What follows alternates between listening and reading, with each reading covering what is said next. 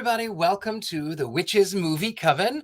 We would like to say thank you to Patty and Jason, who are not here. They are off being busy and fabulous and doing wonderful witch things, and I'm sure we'll hear all about it next week. But we have some beautiful ladies here, some that I met in person, one that I have yet to meet in person. Heather, I'm talking to you. I will meet Heather in person, but I'll start with you. Heather, how are you? I'm doing great. I'm here looking forward to a show. You don't look like Patty, but you are playing Patty tonight, and you're doing a spectacular job starting out. I am. If you're not used to watching the show, I'm Heather Greene. I'm a film historian and a witch, and I wrote the book Lights, Camera, Witchcraft, all things witches and movies. So I'm looking forward to talking about, there's my book. I'm looking forward to talking about our movie tonight. And speaking of things that you have done, I got this lovely little gift in the mail. Can you see? I love this little thing. Can you tell us about this lovely little thing? Sure, I can. Well, I don't have my phone with me to demonstrate, unless you have your phone to demonstrate. I have my phone right here. Oh, there you go. So it is a phone holder specifically designed for the witch person, the witchy person, or someone who likes pentacles, and it's great for the desk, and it's also great for travel because it comes apart and you can take it everywhere. That way you're not holding it constantly or leaning up against books. So this is our little design on the Bewitched home, where we make gifts and home decor for the discerning witch. Yep, and you should definitely check it out, as well as all of her books. If you are interested in anything that is film related, anything that is witchy, Heather Greene is a fount of knowledge. I am always astounded at the amount of research that you do. And you're welcome, of course. And then we go to Ms. Courtney Buckley. Hello, Ms. Courtney Buckley. That's me. Hi, how are you? I am well. How are you? Listen, long time no see. I know, it feels like it was 20 years. I know. In reality, it was several days. I got to finally meet you in person.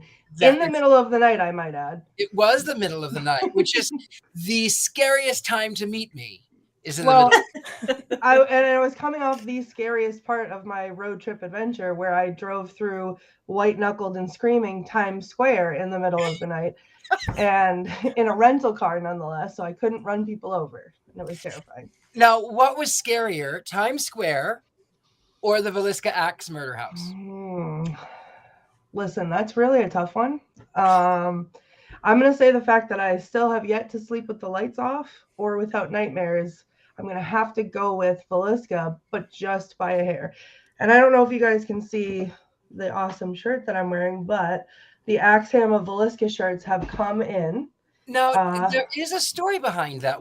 For those of you who have not seen Scared and Alone, Ms. Courtney Buckley, why don't you tell us what that represents? Well, so at the Villisca Axe murder house, obviously this terrible, terrible crime took place. The killer, after killing all these people, sat in the kitchen, made a meal. There was a side of bacon out that he seemed like he was going to make a meal with. So when we went to do Scared and Alone, I went and, I was going to replicate this final meal at the table towards the end of the show. And I got ham because you can't eat raw bacon. So I got the ham and I put it in a bag and I forgot it. And then, I got all set up in the house, went back out, got the food, brought it back in the house. Chaos ensued. If you haven't seen the episode, watch it. But then at the end, I go to set up to eat this ham and the ham is gone. And I had been not myself. You'll have to watch and see. I had been not myself. And so I was very angry about everything, but I was irate about the ham and I would not let go of the fact that the ham was gone. So on the back of my shirt, I don't know if you'll be able to see it. It's my famous quote of the night, which is, "Where's my ham?" So you can order these delightful shirts on mysterycontrol.com. It says the Axeham of Villisca, and that's how we commemorate that, trauma that we all went through. So it was definitely trauma, but then you got to come and you got to see me in the middle of the night, and then we talked about the other painting that is there, because after the Axe murder house, she went to the Allegheny prison jail thing? Yeah, it was the Allegan County Historical Society and Old Jail Museum, and you painted the creature of my nightmares without even knowing that it was there. That would be this friend right here. Its eyeballs. There was this dummy in the solitary confinement cell, and it was wearing a horrific mask, and it had like glass eyes, and one eye was looking at me, and one eye was like flipped underneath. And they made me go in the cell with this horrible dummy, and I'm sitting there looking at the dummy, looking at the painting on my little teeny phone screen, and I was like, "Wait a minute, this is what you're painting?" And then we all came to the realization it was terrible, and now it lives in my house because your painting is beautiful and I love it. Well, I love you too, and it was so good to see you and meet Yes. you. And I'll see you next week too. Right? I mean, no, Yes. like this week. Like tomorrow, I think. Tomorrow. It's tomorrow. So I got a double portion of Courtney. And speaking of double portions and being bosom buddies, I'm going to introduce you my very dear friend, Ms. Brandi Graber. Brandi is one of my longest friends. I won't say she's my oldest friend, but Ms. Brandi is one of my longest friendships. And we'll talk a little bit about some of what she's doing and some of the things that she has done. But I would be remiss if I did not share this very special to me story. So one of my favorite stories about Brandi is that I was young. We were doing Lost in Yonkers together, which is a play. And instead of preparing myself mentally to go on stage, I was 12 or 13 and I was very, very gay, and I was questioning and trying to figure out who I was. And this image popped in my head of me in the future, sitting in my throne chair, which I'm not sitting in now, but sitting in my throne chair with a suit. And I went, oh, no. Oh, that's so gay. That's very gay. That people are going to think that's really gay. So I reconjured up this image in my mind, and it was the 90s. And I thought, what do men wear? Oh, yes, they wear flannels and they wear holy jeans and they wear beanie caps. It's the 90s, by the way, right? So I hear Brandi's very distinct cadence in my head, and she says, well, I really liked the first one better, but I just want you to be happy, but I really liked the first one better. And I thought, how can she? And I turn around and there is my friend looking at me with this sweet smile, like she was knowing. And so I went, oh shit, she can hear me. Pardon. Oh crap. She can hear me. Crap, she can hear me. And she says, I went brick wall. And then years later, I asked Ms. Brandi, I said, Brandi, remember when we did Lost in Yonkers and I was getting ready to go on stage, and then I retold the story, and I said, and then you comforted me and you thought these words, and Brandi said, well, you think very loudly, and I love you. It's true.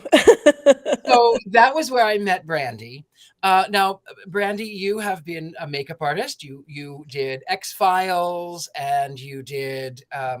You also, part of the reason that I wanted you here tonight is because you also, for a while, impersonated Elvira.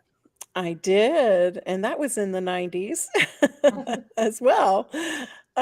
Yes, for Coors, when she was representing Coors beer. And so, and then you did makeup for X-Files, and Austin Powers, and maybe a few other things. Georgia the Jungle and Jurassic Park 2. Can I tell a very personal story about Austin Powers? Yes. So, well, actually, maybe you tell it better. But it was she. Remember the fembots? That's the story I'm telling you. So you tell that story, Brandi. Well, we had cast a woman's chest for the fembots, but for whatever reason, the director didn't like them, and so he looked at me and said, "I want those." And cast my chest instead. So my chest it's the fembots when the guns come out and start shooting. I am starstruck right now. Not only Jurassic Park 2, but the boobs from Austin Powers. That's Like, I right. cannot. I'm gonna need a minute. And also, Brandi is a witch. Brandi, you are now doing with what is the name of your shop? Spellbound Boutique in Spellbound Carthage, Missouri. Carthage. And now, because you are a witch, do you do readings there? Do you do spells there? What else do you do in the shop? Yes, we make mojo bags, and I teach tarot classes, and I'm teaching a Magic 101 class right now. Fabulous. And speaking of magic, maybe it's time we start talking about the reason that we're all here. Elvira. Something. Hearts on fire. Hey. That's a different Elvira. Elvira, Mistress of the Dark. Heather, I will start with you. Since you are the witch historian on movies, let's start with you. Tell us what you know about Elvira. Well, I don't have, Elvira was around and popular when I was young. And so I personally was not focused on her. I don't know too much about her particularly, and she's fantastic. Everything I do know is she is fantastic. But what's interesting about this particular movie, Elvira, Mistress of Dark, is it came out in 1988. And that's how I always start whenever I give you this little historical tidbit, is where it lands in movie history for witch movies. And so it's 1988. So we go back all the way to that period of time. This is the very beginning of the second wave of popularity of witch movies. It begins around 1987, 1988, and then it goes until the late 90s. And so this second wave is caused by the satanic panic, which I've spoken a lot about on this show. It's that fear of satanic ritual abuse of children, witchcraft stuff. So the interest in witch films at this period of time is very different from the 1970s, very different from the witch wave we just went through. This was a time when people were afraid of witches, but or satanic stuff. So you had a lot of things. 1987, 1988, think Witches of Eastwick. Okay. So what's interesting is, though, at the same time as you had some of these horror movies start to spin up, witchcraft and occult related movies really start to get popular, you also had comedy. Okay. And so what happens is Elvira's movie comes out right at this time and becomes popular part of these comedy witchcraft movies. And there's a bunch of different ones, but specifically sex-based comedies. I call them those sex witch comedies. So another example of this, which I recommend watching, is Love at Stake, which has a very similar type of what I call them vamp witches. It's a definitely a trope for the type of witches. And Elvira is most definitely a vamp witch. So she is, Love at Stake has one played by Barbara Carrera. She plays a witch called Faith Stewart. Similar, very Elvira, give you very much Elvira vibes. You also have a movie called Four Rooms. So fun to watch if you want to watch Four Rooms. The witch part of it is only the first segment of the movie. Madonna is actually in that one. And it's really kind of a fun, again, these are what I call sex comedies. It's definitely involves witchcraft in terms of these vamp witches, these sexy witches. It usually is a vamp witch that's trying to trick men or seduce men or, something like that. Again, it's the Elvira feel. So she had influenced these films, I think, by this point. Her persona was definitely influential in these movies that came along. So that's where this movie fits in. And it's definitely a fun, campy, and it showcases what Cassandra does perfectly. So that's where this movie fits into witchcraft film history. And I have to say, I really was so excited after we watched Carrie last week we watched Carrie? Mm-hmm. After we watched Carrie, my mind automatically went to Elvira because she says, oh, I've got this scene where I ripped it off. I mean, I borrowed it from Flashdance, and I'm going to pull this bucket and all of this glitter is going to pour down over my body. But like Carrie, the bucket is not what well, in Carrie, she's not expecting it at all. But in Elvira, she gets tar and feathered. And so that whole scene when she's poured and she's in that theater and she's covered in this tar, it was an instant flashback to Carrie. Mm-hmm. And it's interesting for me, and I'll just say, is that the two movies are 10 years apart. So you can see how crazy and how different we changed and movies were changing as far as the display of witchcraft, because you had that evil kind of satanic or natural witchcraft of the 70s and those teen witches of the 70s, and that peters out, and by the early 80s you wind up with just kind of fantasy stuff going on, and then it goes back up to all the way we wind up with, Elvira this movie is one of the ones that introduces the witch movies back in, and here we go we're back at the forefront, the witches. So it's interesting. But anyway, someone else. Since we are on the topic of witchcraft in Elvira, I want to address Brandi. You happen to love Elvira with good reason. I love Elvira. In the witchcraft realm, what stands out to you in the world of Elvira and witchcraft? Well, that her mother was a witch. And then obviously her uncle was a warlock or a sorcerer of some sort. So that stands out to me the most. And that did it skip Elvira? Did it skip herself? Because she says, "Oh, I can't get my ring to work," at one point in the movie. So I'm very interested in her mother as the witch. My mother was a witch, so that interests me. That's a very good point. Courtney, how about you? What in witchcraft in Elvira stands out to you?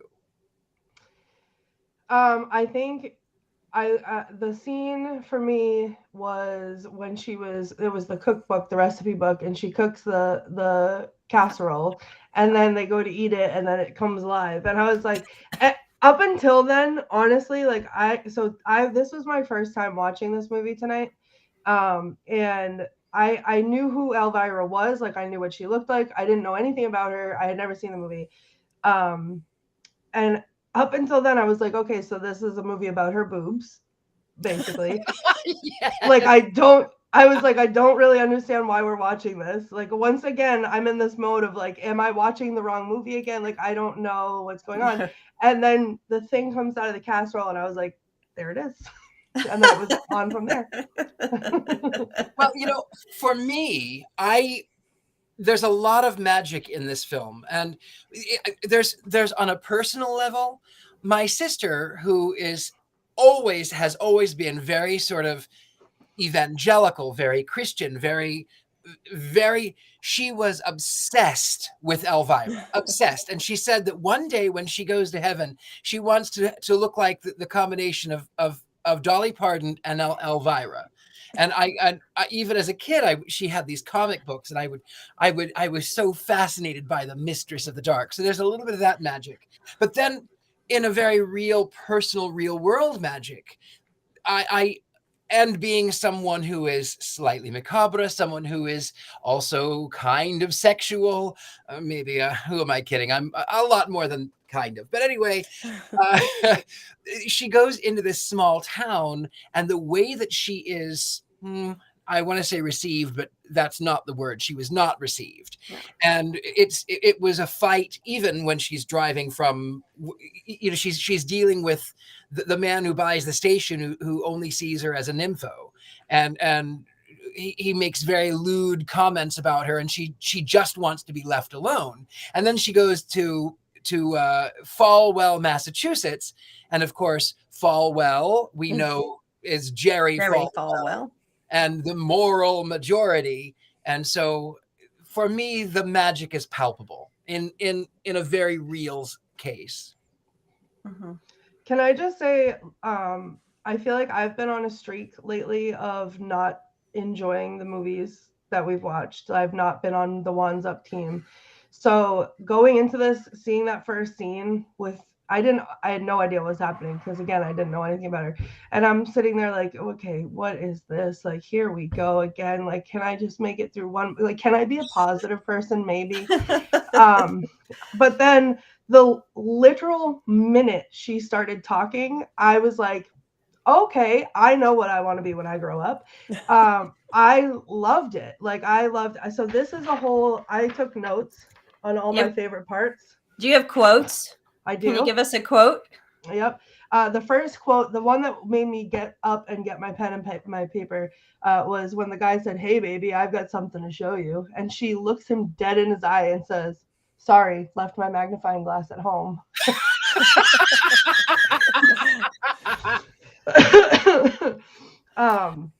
And then the next one was, "There's nothing wrong with G-rated movies as long as there's sex and violence." And I was like, you know what? I feel that.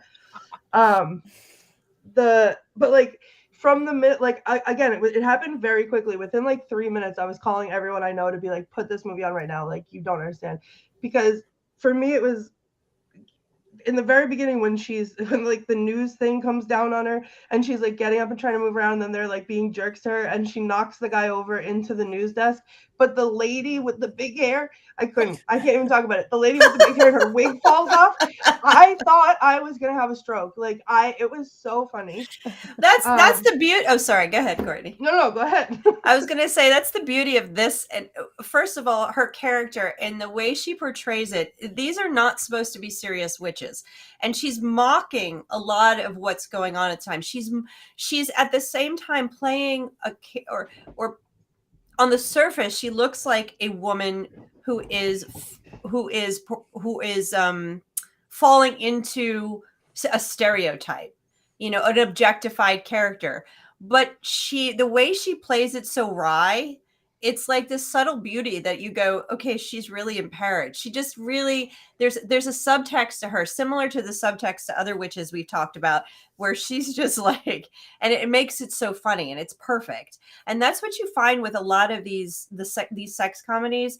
They're mocking aspects of what's going on. They're not really about witchcraft as we know it as modern witches. They're not taking it that seriously, but they're using it because society was also mocking it, or society was taking it too seriously. So they're mocking witchcraft. They're mocking society, and she's mocking society in a way, and so you look at her film, and then these other ones, Love at Stake and Four Rooms and these stuff, and there really is this I don't know what to say, sophisticated it's a sophisticated underlay of mocking that goes on of what's going on in society that Cassandra captures with her character so well with Elvira. So that I enjoy. I do, you have to just grin and go, okay, yeah, I get what you're doing.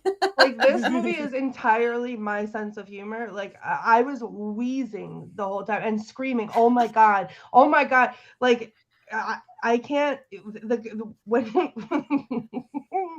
they did the reading of the will or whatever they were doing, and she was jumping up and down, and she's like, tell me, what did I get? And the guy who's reading the will is sitting perfectly still, but he's like out of breath. Like, It's sophisticated silliness. That's the word it's sophisticated silliness in there that she weaves in. I mean, it's just like, yeah. And the fact that like horrifying lady's name was Miss Chastity Pariah. Like, that was exactly what I was about to say. Yes. Is that she's my favorite side character, and I love how that she says, let's not call names. She's a woman of what did she say? She goes on to say she's a purveyor of pulchritude.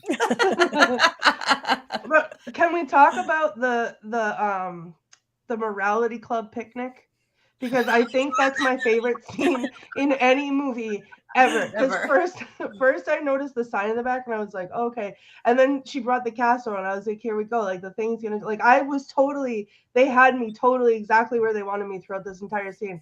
And then the slow realization as they're like, and I was like, it's gonna happen. And whenever the dude, he was like, he picked up the sausage and he's like, remind you of anything? And then she holds up the taco shell. They're at a picnic and she's got a taco shell and she's like, remind you of anything? I lost my mind. I That's lost perfect. my mind. It was so good. Oh, and then That's when so they told Miss Chastity Pariah that she could have worn out a mechanical bull. Like I can't. And that's what I Oh. imagine people like that are like in their home life. And they're, wagging their fingers at everybody in public, but in their real life. There is something to that, Brandi. And even now, the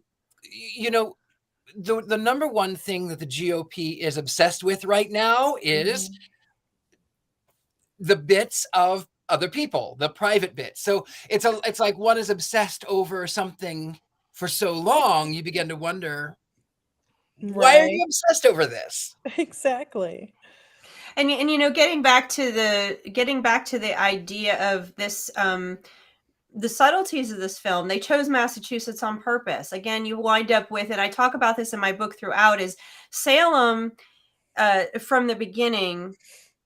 Salem captivates the American audiences from the beginning of Hollywood film. There's the most amount of Salem-based or Salem-inspired films were actually in the silent era.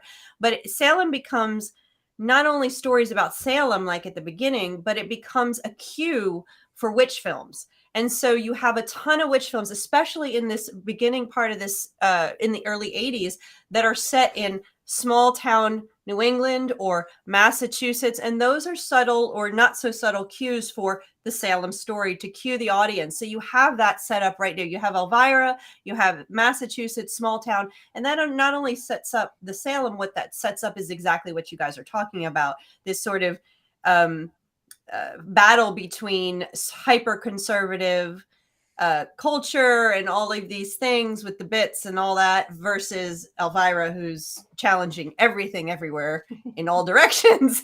And so you have that set up just with the idea that this is set in Falwell, Massachusetts. I mean, that's a perfect, they did that beautifully. That's a nice piece right there. There is something, though, even though we know where it takes place, we know that it's in Salem, we know that it's Massachusetts, we know that it's on the East Coast.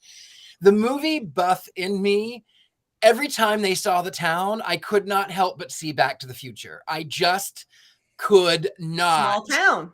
But it was filmed on the same backlot. Oh, okay. So it is a small town, but even the movie theater where they're showing how to do duck calls, and then Chastity Pariah finds out, anyway. So that was the same movie theater that the DeLorean crashed in Back to the Future. Mm-hmm. Small town America. Hollywood doesn't care. It's all the same. Small town America. And they also do, they reference, the Salem Charter, that was written way back in the day, too, that, this is how they're going to prosecute Elvira is because of this ancient charter from the days of the Salem witch trials, which is ridiculous because then they're building up these, pyres to burn her at the stake, and that's not what happened. But, I mean, to me, it tickles me because it's so outlandish and ridiculous that it just fits right in. Mm-hmm. And don't you find it funny that her uncle, who is clearly a practicing magician, sorcerer, wizard, he's the one that brings that law to the forefront. He's the one that stirs up the extremists on the right who says, oh, well, we can get rid of her with this law because she is, and this is what's happening, and she is taking away from you. Mm-hmm. He's a witch himself. Mm-hmm. I just find that even in a more modern parallel, even that to be astounding. My favorite thing... Oh, sorry. No, go ahead, Courtney. I was just going to say real quick, my favorite thing about him is when her shoe went in his head, and then he said, he did this stupid thing, and he, rips it out, and he's got, the bleeding hole, and he's like, oh, that hurts. I love when she has her ring on her finger and she says, take that, and the ring goes off of her finger and it goes onto his. And that, for me, you have to be very careful in witchcraft. You have to be very careful what you ask for. She was trying to say, I want the ring to do something to you, but she said, take that with the ring. So when you are practicing witchcraft, be very, very careful what you say, because the universe, the energies, the gods, the goddesses, whatever it is that you are, whatever your practice is, they don't care. They will do what you say. So you have to be very careful when you are conducting magic. That is absolutely true. Intent is everything, and words are just as words have to be clear. The universe must get it right, specific. Yes. That is Words are absolutely true. wands. Yes. Oh, I like that. Words are love wands. I like that. that. Words are wands. We need that on a t-shirt. Words are certainly wands. I love that. So Yeah, they do have a lot of power. And you know, even getting back to the movie, the words having power, it was the written word of a 300-year-old law that sort of is the downpouring. And then what I find to be so peculiar is that they have her, they're about to burn her at the stake, and her beautiful white milky flesh is about to sizzle. I think that's a line Yes. there. And so then, of course, it's a 30-year-old film. If you haven't seen it, you know, spoiler alert. But so she gets her hands free, and she calls up to the heavens, and it begins to pour down all of this rain, and it puts out all of the smoke. And then instantly, these people who were out to kill her, it was the proverbial damper of nope. And I sometimes wish in my own world that a little bit of rain would just do the same thing. It would those people who leave tracts in my car or they get offended. They don't want to park by me because there's a devil on the dashboard. You know, I wish that there would be a little bit of rain that would maybe make them not be so uptight, I guess is the word. Yeah, so encompassed in what you just talked about the movie are the two things that I wrote down on my list in capital letters, which would be number one, the priest who comes into the cell, and I don't, spoiler alert, whatever, but he comes into the cell and she's like, oh, finally, someone reasonable. And he's like, may the gods, and then he's like instantly like, I was like, what? It was so good. And then when she's on the stake and she's like going back in her memory, and then there's little baby Elvira, like I screamed out loud with her hair and the little makeup, and she's a little baby, like so good. I think it's fascinating that, you know, to me is you know, this movie is not one that's going to be known like a Godfather or like one of the best American movies, but it has a character in it, Elvira, as a witch or as a female empowered figure character, as someone who is subversive to the mainstream. And in this movie, she is hitting against a major trend that was happening in society, which I talked about, the Satanic Panic. That was iconic. I mean, and what's amazing to me is that she is not, I think the younger generations right now don't really know who she is. She is not lasting the way the witches of, let's say, Hocus Pocus have. People know who they are. She isn't lasting the way some of, like, the Wicked Witch of the West, some of these other witches. She doesn't have that same, and that's fascinating, because if you really dive into the work she did and you pay attention, yes, it's silly, yes, it's campy, but she was using comedy really to hit hard against some of the stuff that was going on, and she's like iconic. There's nothing like Elvira, and even I wasn't a fan. I mean, I wasn't a fan. I wasn't against her at the time. I just wasn't paying attention because I was, younger, but now looking back and doing research, she's an icon that in terms of witch films and in terms of just American culture, she's amazing. And I'm sorry. No, that's it. That's all. I'm just singing her praises. For me, again, I talked about at the top of the hour, my sister who was so evangelical and was so obsessed with Elvira. And yet my sister is a wonderful person, but my sister would find satanic imagery in everything from a 19th century lithograph I had on my wall to a wind chime that I had because it looked like the devil. I mean, but she was so obsessed with Elvira, and the imagery is blatant. She has an inverted pentagram on her steering wheel. She is clearly mistress of the dark. What do you want? She's right. But go ahead. Sorry. No, go on. No, I was going to say, I think she captured an 80s type of witchcraft, a representation that doesn't resonate now. I think it's a combination of her being very buxom, which does not happen in movies now with strong women.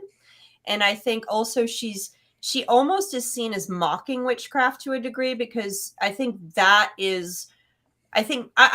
just thinking out loud in terms of why her popularity, why she doesn't hold the same popularity as some of these other witch icons that we know of and love. And I think that's maybe part of it.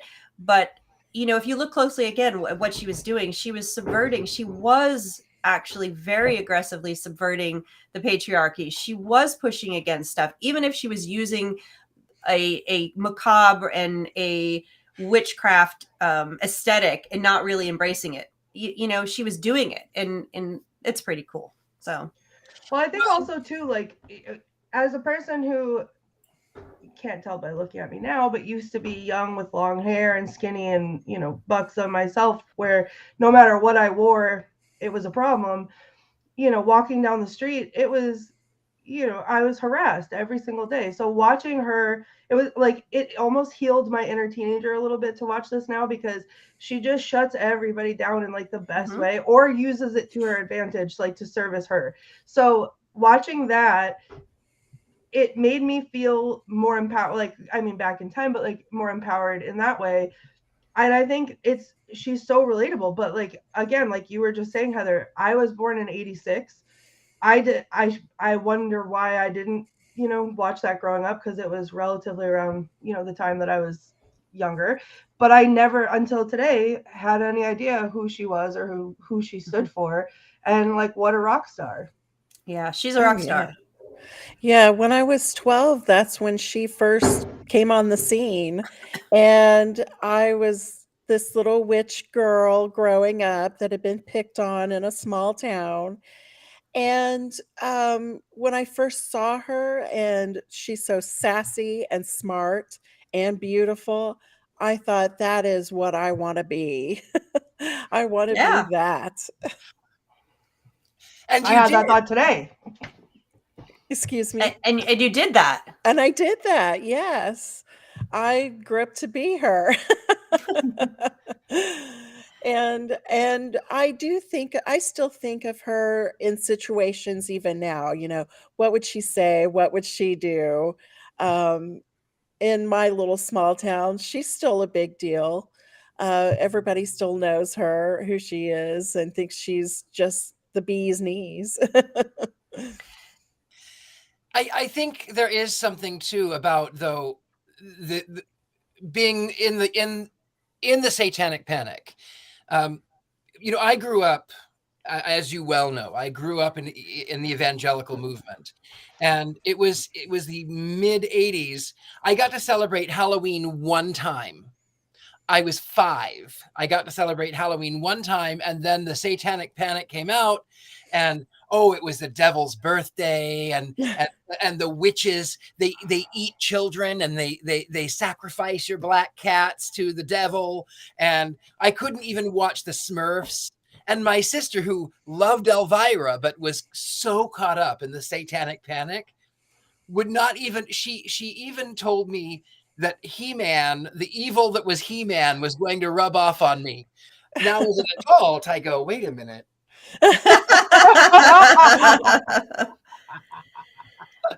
And there was, of course, we've got the Reaganomics in the 80s, and it was a lot. And there are a lot of parallels that are sort of even in a more contemporary world. And I think, being in the Midwest, there is still a lot of those parallels. I think the Satanic Panic never went away in the middle of the country. To a No, degree. it's still strong, sadly. The original panic died legally by the end of the 90s, and we had a dip, but aspects of it remained, absolutely. I mean, aspects of the concepts remained. The evangelical and fundamentalist movement that fueled the original Satanic Panic, most certainly. And you know what? That was actually fueled by something that threads that had existed since, I mean, you could trace it from Salem and the threads of this fundamentalism, that these beliefs, they're core and underlying in our culture. And so they rear their ugly heads at periods of time. And so we're seeing that now again, of course. I'm about to write another article on this. Actually, I'm researching it.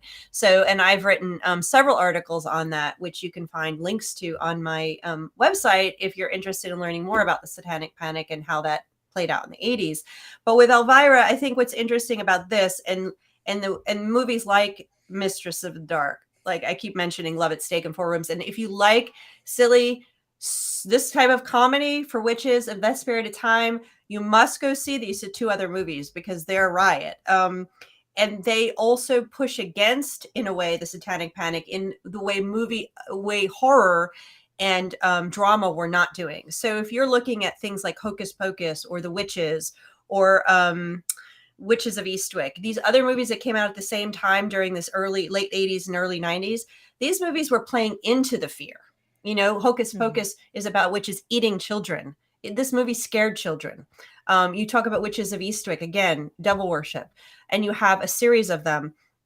Love at Stake, similarly set in a Salem type town, really is mocking the moral panic. She's mocking moral panic, Elvira, and that's why this is impressive. And comedy sometimes, and this was said about Bewitched, comedy sometimes is one of the best ways to make cultural and social statements without being obvious. And so you see that in Love at Stake, silly films that nobody will ever remember, but if you watch them, you'll see that thread. And again, these are what I call sex comedies. So you watch that one. In Four Rooms, there's a lot of magic in Four Rooms. Again, Madonna's in that one, which, you know, of course, I was like, I got to watch that one. Oh, Madonna as a witch? What? So, I mean, I think she is. Well, you know, you can, this is, yeah, there's Love at Stake. It's hysterical. And are these on our list to cover? We can cover them if you want. I feel like I if it's in the vein of Elvira, I'm in, because Love at Stake is Four Rooms is only the very first segment of it. It's a series of, I think, 4 episodes, and the witch one is the very first one. It's called The Missing Ingredient, and they're doing a spell to resurrect or to call down and invoke Diana, I believe, the goddess. And one of the witches forgets the ingredient, which happens to be semen. So then she has to go out and get the bellhop and procure the ingredient for the rest of the spell. It's like a 15-minute segment. So like I said, this is in the vein of the Elvira movie. There's like several of them. I'm literally looking at where I can watch it when we get off of here. Right? Love at Stake. No, Pluto. It's on Pluto. Okay. Four Rooms is on Pluto. So these are fun like comedies that use witchcraft at this period of time. That, again, Four Rooms not so much, but Love at Stake and Elvira, they push against the Satanic Panic, which is notable for this period of time. You know, I don't remember the Satanic Panic very closely, but this is when I personally got very interested in witchcraft. So I'm sure the Satanic Panic led to my awareness of the practice of witchcraft. And, you know, I did at one point go legend tripping, and I will admit that we went to this place in New Jersey and drove around backwards 3 times at midnight trying to see if we could get the devil to rise up in the middle of the upside down cross tower. And did you?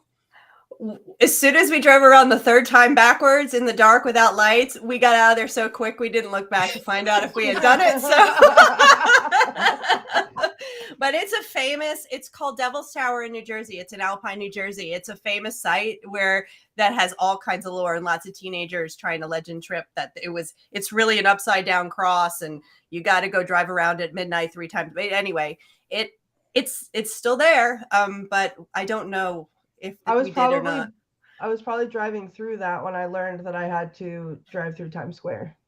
You know, maybe. Did you wave? Hey, I know who brought you back. That was what I was saying. Anyway, go ahead. I was going to say in the Midwest, there's the spook light. Yes, we have the spook light. And if you drive down this certain road, the Devil's Promenade, I think they call it now, you will see the spook light. It'll come down the road at you. Wow. That sounds suspiciously like a UFO, and I'm out. I don't want anything to do with that. During the 80s and 90s, from what I understand, it would because of the Satanic Panic. I don't know, it's not my area, but legend tripping for teenagers was a huge thing. So people would try to do, spook lights and going to cemeteries to do certain things you had to do is huge. You'd find it, and that's really what eventually led to, or was the background behind the Blair Witch Project was a legend tripping thing. So it was a big thing in the 80s and 90s. I think the Satanic Panic was part of that too. So we did it. we had it when I was like a teenager in the 2000s too. Like it was like a local legend with the called the seminary, and the nuns Satan worshipped and killed a bunch of kids or something, and so the tree glows red, and if you drive past this like scary dirt road and you'll see the tree glow because it's an active seminary, so like sometimes nuns are actually walking down the street and then we try not to crash into them because we're terrified, and you see the red glowing light, which is really an exit sign, but like everyone gets too spooked and like tries to drive away real fast because the devil's coming. Like that was still heavy in the 2000s. Yeah. I did a video a couple of years ago, an hour outside of Los Angeles, up on this mountain. It's called Satan's Castle. And the funny thing is, I'm going to tell you, now there was a whole Satanic Panic thing. They said that there were priests and nuns who were trying to take children from this tower to the nursing. It was, I don't know, some weird convoluted story. And they said that the devil built the tower in the middle of the night and all this crazy lore. But I will tell you, I drove my car, Mr. Satan. I drove it up the mountaintop. I dealt with my my fear of heights. I had to breathe. But I got up there and my video started acting up. My fellows here, their voices were manipulated. They sounded like they were actual devils. So, that maybe there is something to these things, and maybe they were enhanced by the Satanic Panic, much like Elvira was enhanced, pushing back on the Satanic. Absolutely.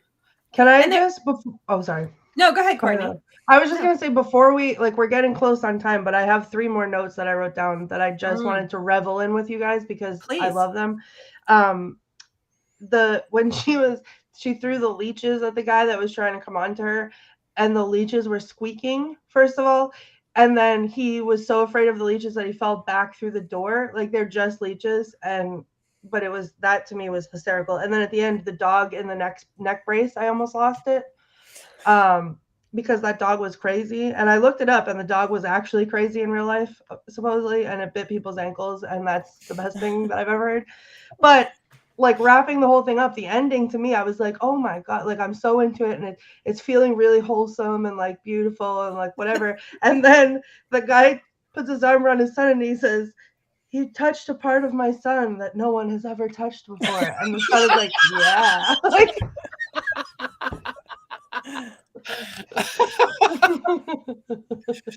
Yeah. So yeah, that was just I worked hard on these, and because I wanted to share. I mean, there are with you guys. So many one-liners that she has when they're trying to fix at the house so she can sell it. Sure, grab a tool and start a banging. Yeah. I think literally every time I wrote something down, I'd miss 4 more things. So it was like because I was too busy writing. But yeah. I think the one quote that just came up about Elvira being very beautiful. She is, physically beautiful. She has a a very 80s look, definitely in her, the way she's presented. She looks like a rock and roller. She fits in with the heavy metal promotional stuff that was going on in the 80s that was using witchcraft too. She fits into that whole aesthetic that was happening.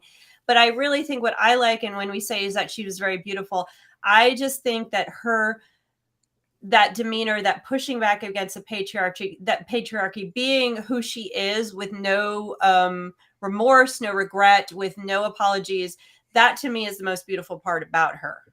And that comes through in this stupid, silly little comedy, like I said, sophisticated comedy. And I just wanted to ask, I know we're getting close on time and we have to do all of our stuff, but Brandi, I would like to know from you, I'm curious, is what it was like impersonating her. Like, how did that make you feel? How did people react to you? I mean, did that change, did that do something for you as a witch and as a person? Oh, it was very empowering. And actually, I thought that people would treat me like a bimbo, but they didn't. They had respect for me. And so that really stuck with me. And as a witch, just wanting to be like her and like her mother Morgana. I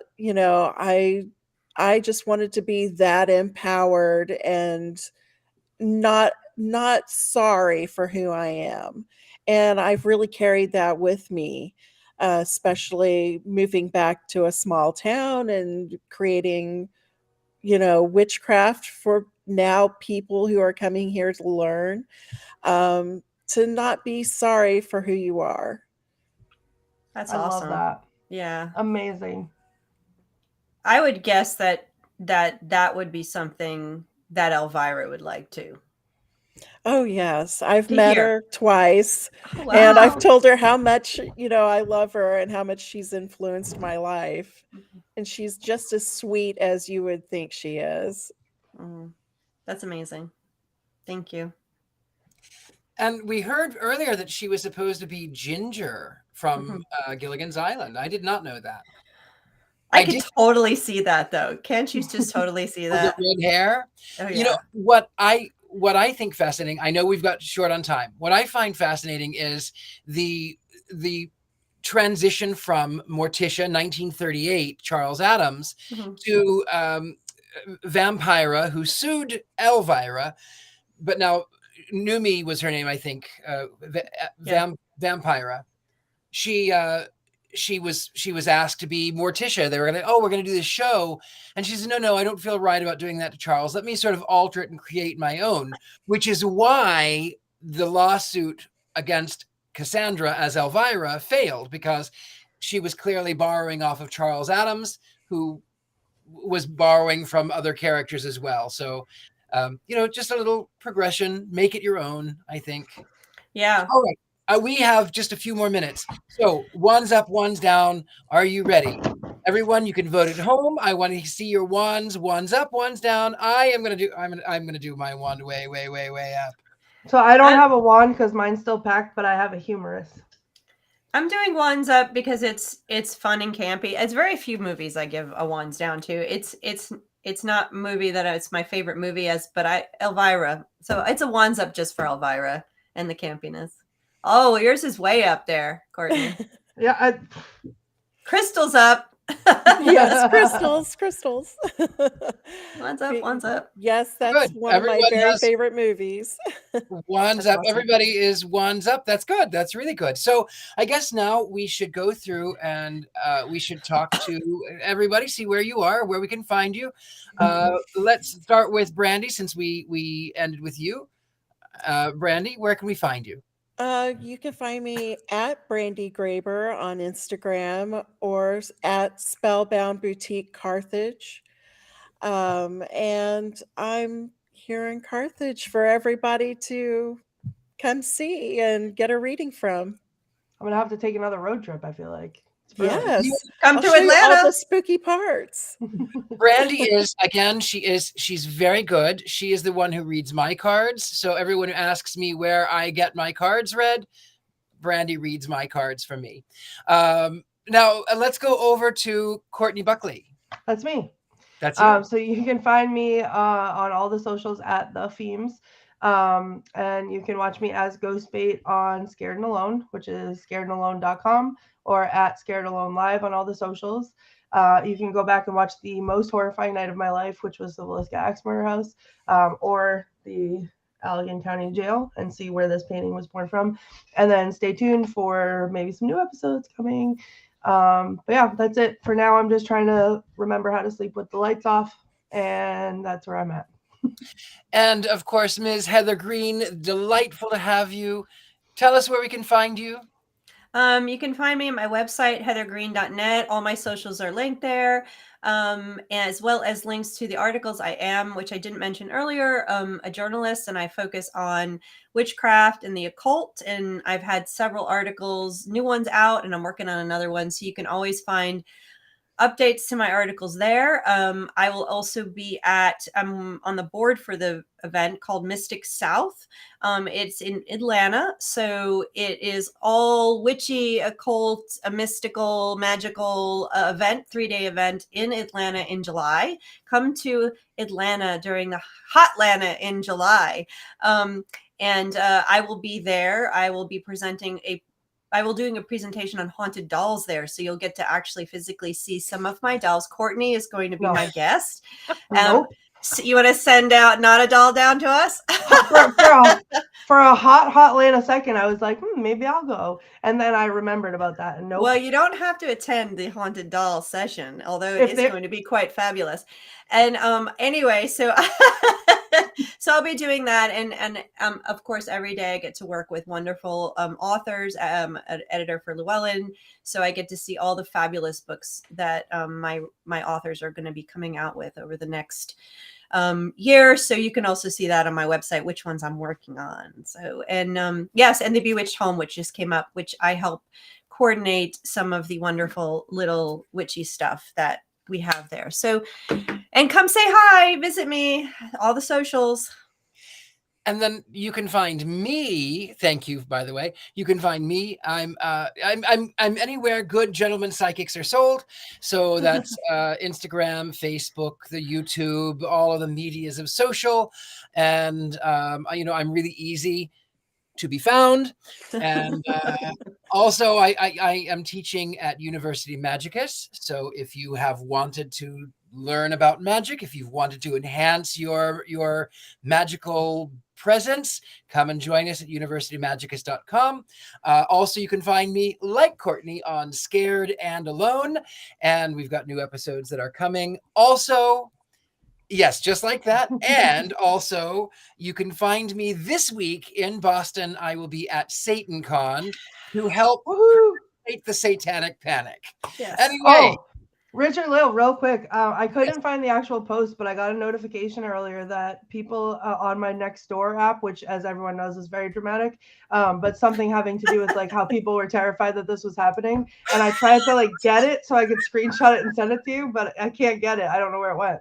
I am glad I did not take Mr. Satan, because he would have ended up like Elvira's Thunderbird. Mm-hmm. Careful, paint. Brandi, it was such an honor to meet you, and thank you so much for being on with us. Thank you, Brandi. So much. This has been a blast. But one more thing to do. Uh-oh. All witches like to cackle. Witches, excepting for Elvira. I don't remember Elvira cackling. Do you remember Elvira cackling? No.